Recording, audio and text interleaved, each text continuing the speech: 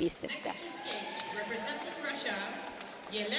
Sitten vuoroon tulee piskuinen Jelena Radionova, joka johtaa lyhytohjelmakilpailun jälkeen. Hän on Moskovassa syntynyt ja siellä harjoitteleva Inna Goncharenkon johdolla. On nuorten maailmanmestari ollut 2 edellistä vuotta ja nyt sitten ikää on sen verran, että on päässyt mukaan tänne aikuisten arvokisoihin. Radionova on mielenkiintoinen seurattava. Nuoresta iästään huolimatta hän on kypsä tulkitsija. Ja tässä lähdetään Rahmaninovin musiikkia tulkitsemaan.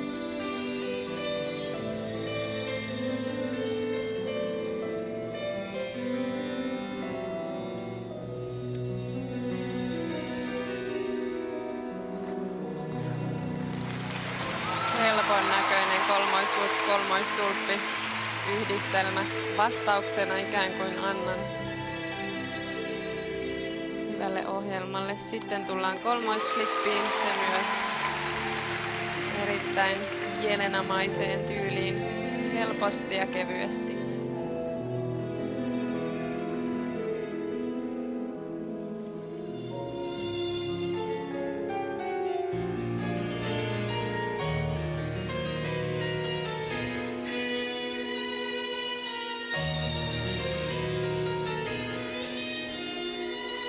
Toinen kolmoisluts aivan sinne samoille urille kuin ensimmäinenkin.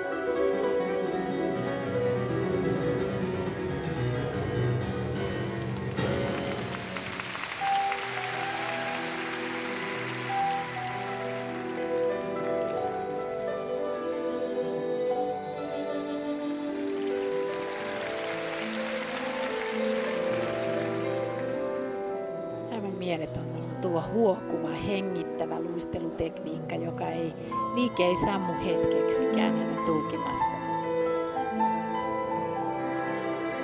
Toisen puoliskon hypyistä ensimmäisenä kolmoisrihteoille ja kolmoissalkkoyhdistelmä.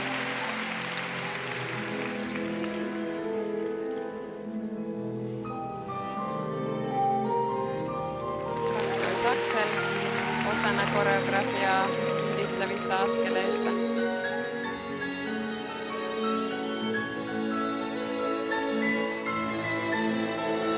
Ja toinen samanlainen perään.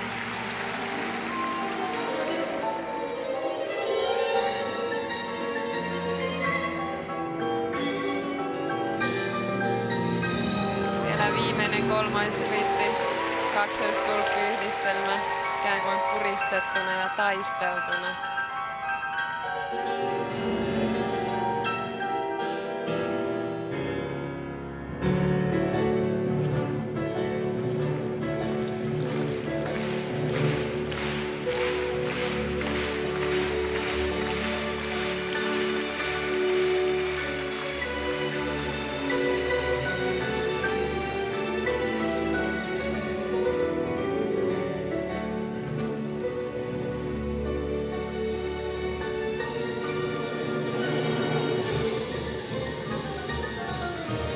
Tässä tuo kuuluisa +3 pisteen 4-levelin taivutuspiruetti.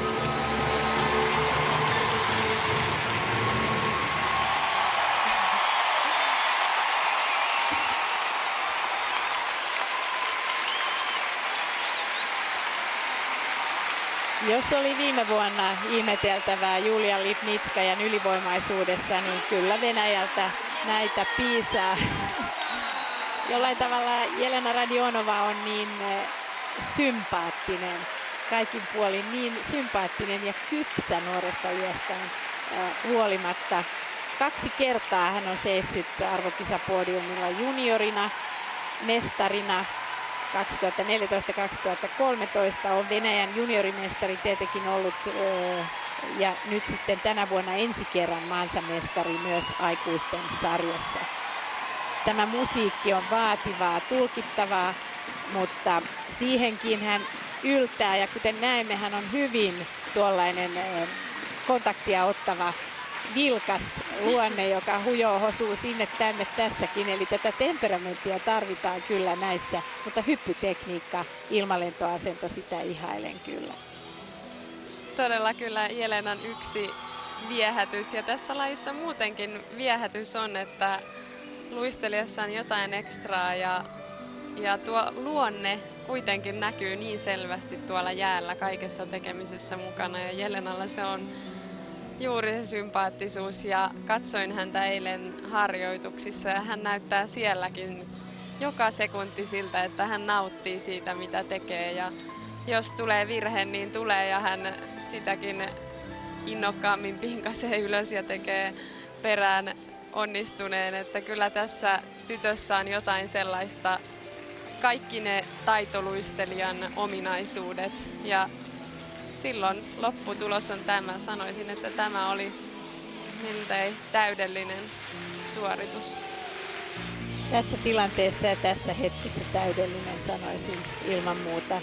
Ja tuossa GP-sarjan edetessä syksyllä, niin Julia Lipnitskajahan oli siellä mukana. Hänen vaikeutensa alkoivat siellä ja tuo pettymys omiin pieniin virheisiin alkoi vaivata häntä liikaa, mutta uskoisin, että Radionova on siinä vaiheessa luisteluuransa vielä, että nämä kaikki liikkeet ovat vielä kohtuullisen helppoja, mutta en usko, että tällä asenteella tulisi vaikeuksia. En tiedä, vaikea ennustaa, mutta hänellä on tuollainen todella vilpittömästi positiivinen asenne tekemisensä nähden ja hän nauttii valtavasti kaikesta mitä tekee ja tietää osaavansa sopivalla tavalla ja osaa tuoda sen esiin. Tämä piruetti on kuin koru. Kyllä. Käsittämättömän keskiöydysti pyörivä, ei matkusta mihinkään suuntaan. Kun johtopisteet tällä hetkellä naisten kilpailussa ovat Anna Pogorilajalla 191-81, niin ei ole vaikea ennustaa. Kyllä Anna Pogorilaja joutuu tässä mahdollisesti antamaan tilaa ykköspaikalta Jelena Radionovalle. Inna Goncharenko on hänen valmentajansa ja uusi kauden ennätys ensimmäisen kerran päästään tässä kilpailussa yli 200 naisten kilpailussa ja toki Radionova luisteli tämän kauden GP-osakilpailussa yli 202 pistettä, mutta ei suinkaan 209 pistettä. Ennätys paranee valtavasti ja johtoon mennään ylivoimaisesti näillä pistein, joten Jelena Radionova on kyllä nyt aika tavoittamattomissa, mutta muistetaan, että hänen takanaan tulee toisena oleva Venäjän Jelisabeta Tukka